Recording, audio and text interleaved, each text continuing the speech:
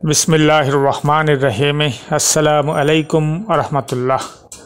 Society foundation बा trust जेगुलो joint stuck बा आरजेएससी থেকে নিবন্ধন করা হয় এনজিও হিসেবে, তো এগুলো করতে আপনার মিনিমাম 7 জন মেম্বারের দরকার হয়।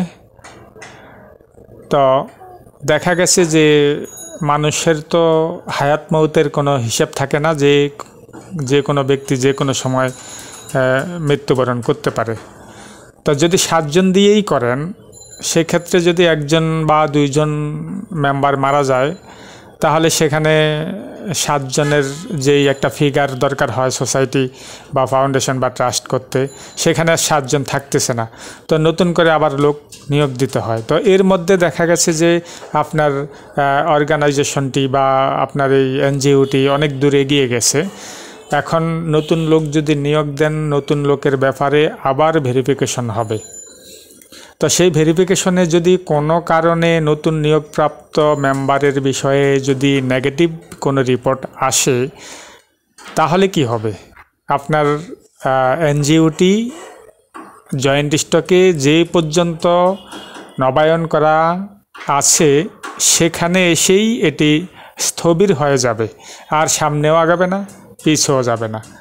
তো এই ক্ষেত্রে একটি জটিলতার সৃষ্টি হয়। তাই এই এনজিওগুলো করার জন্য, অর্থাৎ আপনি সোসাইটি বা ফাউন্ডেশন বা ট্রাস্ট যেটাই করেন না কেন, সেখানে রিকোয়ারমেন্ট 7 জন।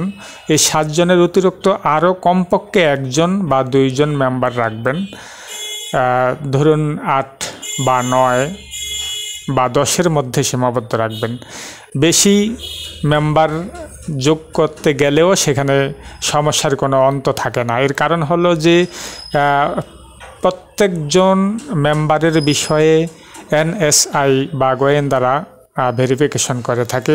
তাদের আমলনামা, তারা কোন প্রকৃতির লোক, কোনো দস্যু কিনা বা ঋণ খেলাপি কিনা বা ডাকাত কিনা, মামলার আসামি কিনা বা সরকার বিরোধী কোনো কর্মকাণ্ডের সঙ্গে জড়িত কিনা, কালোবাজারির সাথে যুক্ত কিনা, মাদকের সাথে যুক্ত কিনা বা খারাপ চরিত্রের অধিকারী কিনা, এই সব বিষয়গুলো গোয়েন্দারা যখন ভেরিফিকেশন করতে যায় তখন তারা এগুলো দেখে থাকে।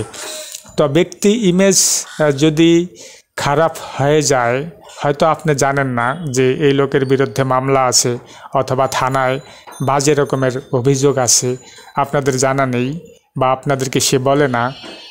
এখন আপনাদের প্রতিষ্ঠিত একটি এনজিওতে এক্সিস্টিং মেম্বারের মৃত্যুর কারণে তাকে নিয়োগ দিলেন এবং নিয়ম অনুযায়ী গোয়েন্দা ভেরিফিকেশন হলো, দেখা গেল যে রিপোর্টটি ভালো হলো না, নেগেটিভ হয়ে গেল, তাহলে আপনার প্রতিষ্ঠানটি হ্যাং হয়ে যাবে, স্থবির হয়ে যাবে।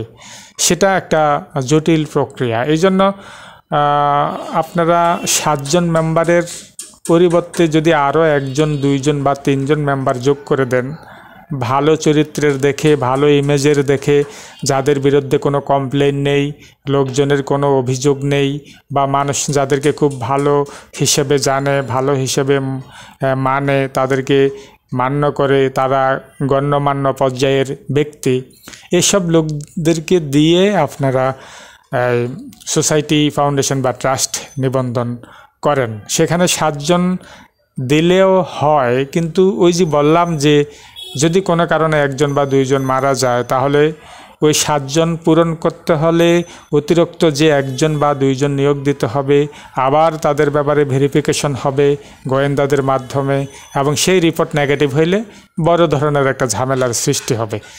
এই জন্য যদি আপনি 10 জন বা 9 জন বা 8 জনের মধ্যে রাখেন, তাহলে যদি কেউ মৃত্যুবরণ করে, তাহলে আপনার 7 জন কমপক্ষে যেই মিনিমাম যেই ফিগার, সেটা তো থেকে যাচ্ছে। তাহলে আপনারা যদি চেয়ারম্যান বা ভাইস চেয়ারম্যান বা যে কোনো 1 জন মারা যায়, আপনারা ওই 8 জন বা 9 জন যে মেম্বার থাকবে তাদের থেকে 1 জনকে দিয়ে আপনারা ওই কোঠা পূরণ করতে পারবেন। তাহলে আর ভেরিফিকেশন হবে না। অর্থাৎ আপনার রেজিস্টার্ডকৃত এনজিও থেকে যদি কেউ মারা যায় এবং আপনার মেম্বার যদি 7-এর অধিক হয় তাহলে আর কোনো ধরনের ভেরিফিকেশনের দরকার হবে না, যেহেতু এক্সিস্টিং মেম্বারদের মধ্য থেকেই একজনকে মৃত ব্যক্তির স্থানে রিপ্লেস করা যাবে খুব সহজেই, ভেরিফিকেশনের দরকার হবে না। এটা সবচেয়ে সহজ পদ্ধতি, অর্থাৎ 7 জন না দিয়ে সেখানে 8 জন 9 জন বা 10 জনের মধ্যে যদি সীমাবদ্ধ রাখেন তাহলে সেটা সবচাইতে ভালো হয়। কারো অনুপস্থিতিতে 7 জনের যেই নিয়মটা সেটা যাতে রক্ষা হয়। তো সোসাইটি, ফাউন্ডেশন বা ট্রাস্ট নিবন্ধনের ব্যাপারে অবশ্যই সচেতন হবেন এবং সেখানে মেম্বারদেরকে অবশ্যই গুড ইমেজ বা ক্লিয়ার ইমেজের লোক যাতে হয়, স্বচ্ছ লোক যাতে হয়, সৎ চরিত্রের লোক যাতে হয় সেদিকে অবশ্যই খেয়াল রাখবেন। নইলে গোয়েন্দা ভেরিফিকেশন আপনার নেগেটিভ রিপোর্ট দিবে এবং নতুন এনজিওটি নিবন্ধন হবে না। আশা করি বুঝতে পেরেছেন। ধন্যবাদ সবাইকে। আসসালামু আলাইকুম রহমতুল্লাহ।